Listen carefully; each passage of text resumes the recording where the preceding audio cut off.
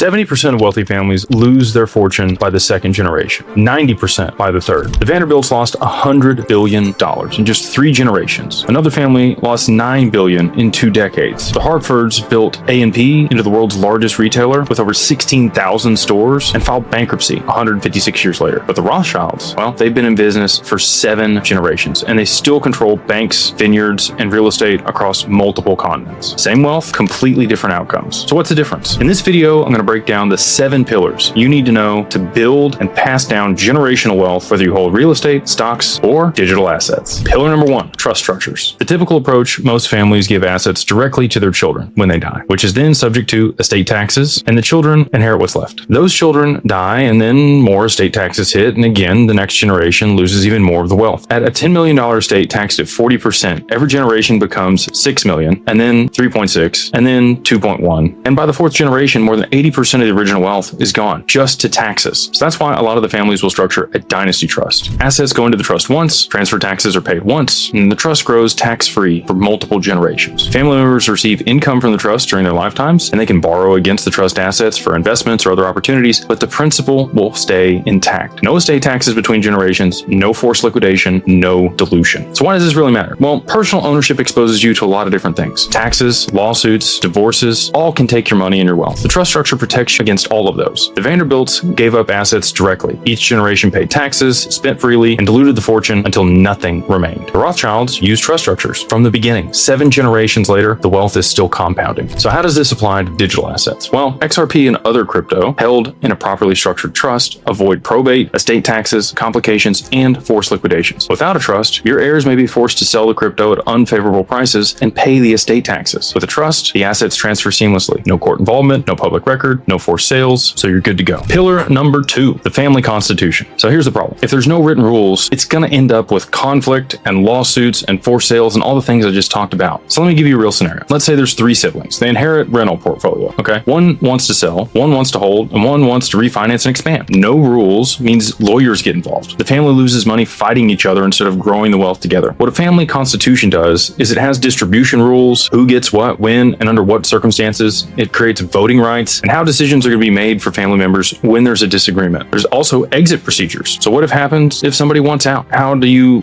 provide liquidity to them while maintaining the wealth for the family? And it also provides dispute resolutions, how conflicts are going to be managed and resolved without courts and mediation or with other advisors. Let's take the Ford family, for example. The Fords established a governance structure that included family members, independent advisors, and professional trustees. There's 3 different advantages to this. 1, there's objective decision making. It's protected against a rogue family member, and they educate the next generation. So the Ford family still controls Ford Motor Company after 120 years. So when's the best time to do this? Well, when you first set everything up. Starting right means continuing right. When everyone is calm, level-headed, they're better able to make decisions without the emotional issues that come up later on. Right now, that would be the best time to get this going. If you have an investment in digital assets or you're planning on a liquidity event, yesterday would have been the best, but right now is the second best time to get going. And nothing great has ever happened without being written down first. So let's take this back and how it would work out for crypto. Well, you need rules for who controls the private keys, how that crypto is distributed, what happens if somebody dies or gets divorced or wants out. All of that needs to be written down. And without those rules, one family member could drain the wallet or heirs could fight over the control of the access. As long as there's written rules, everyone knows the game before it's even being played. And you have all of this stuff structured so you don't have the issues down the road. Pillar number 3, the liquidity engine.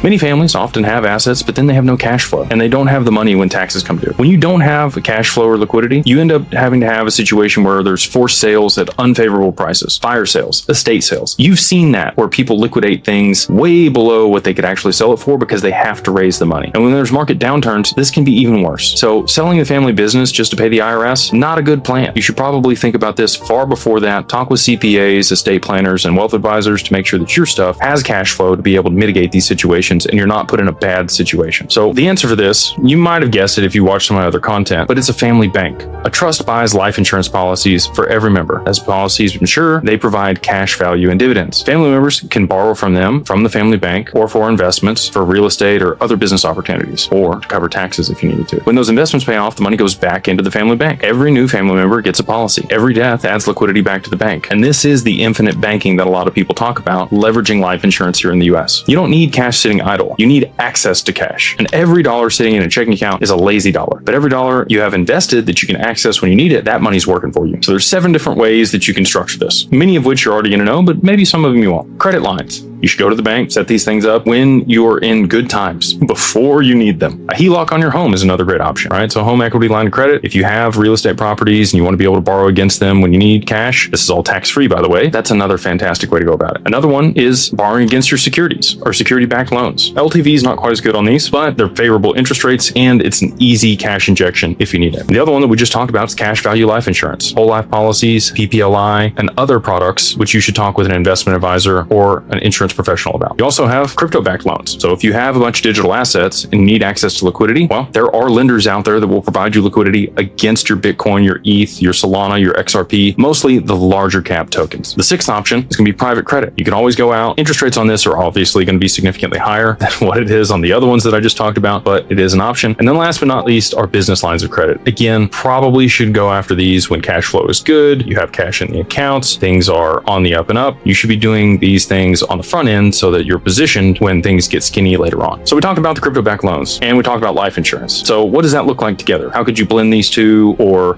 which one should you use? Well, life insurance provides cash to pay estate taxes without forcing the liquidation of crypto in a bear market. If somebody were to pass away and you don't want to sell the assets to be able to cover the estate taxes if there is a transition or you haven't structured it the right way, life insurance can provide that buffer. You can also borrow against that policy. Now, crypto-backed loans, they're going to let you borrow against your Bitcoin, your XRP, instead of selling it. You maintain exposure while accessing liquidity. Interest rates, I do think, will come down over time on that also. Neither one of these are a taxable event. No capital gains, just access to cash when you need it. And then lastly, you can invest in crypto through your life insurance policy. We have an insurance dedicated fund, which is diversified across multiple assets. If you have $3 to $5 million and you wanted to fund that policy in cash, currently we don't have a way to be able to do it in kind, but we're working on it. That's another fantastic way to be able to marry to these options and get access to liquidity. So if you want to, you can reach out. We'd love to chat with you about it. Just go to exurelegacy.com. Pillar number 4, transfer restrictions. So what problem is created here? Well, easy liquidity leads to bad decisions. If family members can access cash when and whenever they want, they will. And divorces will force sales, creditors will seize assets, and one bad decision by one family member can destroy the generational wealth you work so hard to create. The Cargill and McMillan family, they own Cargill, the largest private company in America, $160 billion in annual revenue. They have strict rules around selling shares. Family members can't just cash out whenever they want. Since 1865, over 150 years, all controlled by the family. The Koch family is another one that has done this. So,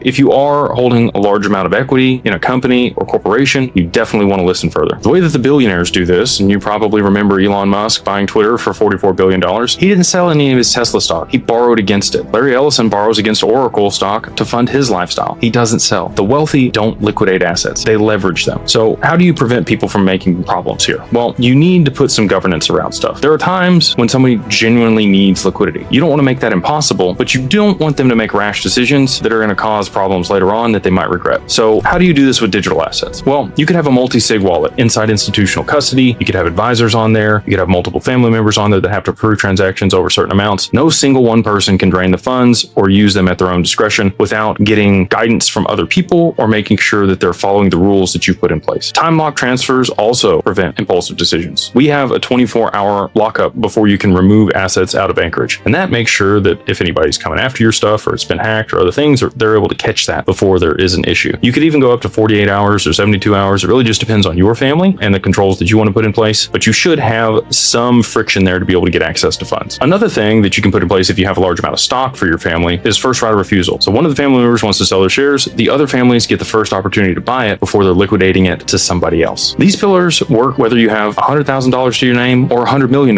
in your estate, but most people never learn them until it's too late. If you want to work with trusted advisors, you should reach out to digitalfamilyoffice.io or Digital Ascension Group, and we can break down exactly how to set up these structures for your own family, especially when it comes to digital assets. Pillar number 5, short-term thinking destroys long-term wealth. Traders pay taxes constantly. Every sale triggers capital gains or income tax. Every gain gets taxed. The compounding just gets interrupted over time if you're doing it this way. Holders compound their work. The taxes are paid once and at the end after decades of growth. So you want to have a Pantheon mindset, basically thinking for the next 100 years. years. And that's what family offices do. The frame here is, what would you do differently if you knew your grandchildren were going to inherit your portfolio? Well, you'd stop chasing quick gains. You'd stop reacting to every market dip, and you'd pick quality assets and just hold them over the duration. Warren Buffett illustrates this really well. He talks about making just 20 investments over your lifetime. If that's all you could make, you would be very careful with how you participated, traded, and structured your estate when trading these digital assets or other investments that you're making. Compounding your wealth over time is your biggest asset.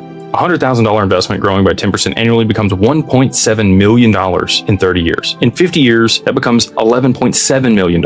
In over 100 years, it becomes $1.4 billion. But only if you don't interrupt it while it's compounding. Every sale, every taxable event, every panic sell, that all resets the clock. So you need to make sure that you're willing to hold these investments a long time. So how does this apply to digital assets? Well, Bitcoin holders that bought back in 2015 and never sold outperform every trader every single time. It's the same principle, and it can apply to XRP and other quality digital assets. Decades is what you need to be focused on, not cycles. The families who benefit the most from crypto are the ones who are going to hold through multiple cycles and let the time do the work. Pillar number 6, asset protection. Owning assets personally exposes them to lawsuits, divorces, and creditors. And if you own a rental property in your own name and somebody slips on the stairs, well, they can sue you personally. Your assets are at risk, including the rest of your entire estate. If you go through a divorce, well, personally owned assets, again, get divided in that situation. Creditors, taxes, all of the above. So what's the best option? Well, a holding company would probably be ideal for these assets, or to structure each one of these assets in their own limited liability company here in the US. The holding company sits between you and your assets. You control the company owns the assets, you benefit from the assets without owning them directly. But if a lawsuit hits the company and you've maintained your corporate veil, they can't come after you, especially if it's structured in the right jurisdiction. All they can do is file a lien against the company. Creditors can only reach the company, not your other assets. And that's why structure matters so much. Ownership versus ownership structure is important. Ownership is not the problem. Ownership structure is the issue. Control and ownership are two separate things. You can have all the benefits of ownership without the risk of personal losses. So how does this apply to digital assets? Well, you should probably structure a holding company or an LLC that owns your digital assets in custody accounts. Personal liability sits separate of your portfolio. And if you get sued personally, your crypto is protected inside of that entity. With the charging order protection, if you structured it in Wyoming or if you worked with us, we make sure it's done the right way. We've set up over 8,000 LLCs at this point, and we make sure that our clients are protected in those situations. And the last pillar, next generation training. And this is the part that a lot of people miss, and why multiple, really, again, almost all, 70 to 90% of all wealth that's created by the first generation is lost by the third generation. Wealth without education creates entitlement and mismanagement. Studies show that 60% of family fortunes disappear because of a lack of communication and trust. Only 3% vanish because of poor investment decisions. A lot of people think that they should pay their children for chores. Well, this actually creates a negative association with work. If the only way your child earns money is by taking out the trash or doing dishes, they associate work with menial tasks. A better approach would be to teach children to create value, not just complete tasks like you do in school. Encourage them to start a business, a lemonade stand, learn how to invest early on when they're 5, 6, 7, 10 years old. Give them a little bit of money to invest in stocks or crypto or real estate. Obviously, real estate's a little bit more, so probably can't do that at an early age. But some of these other ways could be their starting point or jumping off point so that they can learn how to do this the right way and develop the skills that are needed to create real value in a marketplace instead of just being a trust fund kid that sucks off the tit of the family bank. So how do you do this correctly though? Well, there's 3 different components of next gen training. One is passion. You got to let them explore their interests and keep them engaged in the game. They need to create skills. Teach them how money works, how to read a balance sheet, how to evaluate investments, and how to create value in society. And then lastly, they need character. Philanthropy and responsibility are a huge way to be able to do this. When they know that there's something bigger than themselves, they become a better steward of the family's capital. So how does this apply to digital assets? Again, that's our focus at Digital Ascension Group. Well, teaching your children how crypto works is a big piece of what we help our clients do. How custody works, how to read the blockchain, how to verify transactions. Everything needs to be passed on to the next generation that'll be inheriting these assets. And none of this existed 20 years ago. So they need to understand them. As the family passes down crypto, they need to pass down knowledge on how to set this up to make sure that the next generation doesn't fail with it. And you need to start early. Involve them in discussions. Let them see how decisions are made. By the time they inherit it, they should already know how to manage what they're receiving. So in closing, the Vanderbilts had $100 billion, but they didn't structure it. And 120 descendants later, not one of them is a millionaire. The Rothschilds built their structure 250 years ago. And 7 generations later, that structure is still working. You don't need to be wealthy to start building these pillars. You just need to start before you need them. If you want to learn how to apply these pillars to your own situation, especially with digital assets and crypto, you should join us in the Beyond Work Mastermind, where we go deep on all of these topics. The link is pinned in the comments below. And if you're ready to get serious about building generational wealth and want professional guidance on structuring your assets, taxes, finances, how to invest them. That's exactly what our team does at Digital Ascension Group. You can go to digitalfamilyoffice.io and let's talk about your specific situation. Thanks for joining. Please like, subscribe. If you get value from this content, all of that helps the algorithm, and we'll see you on the next one.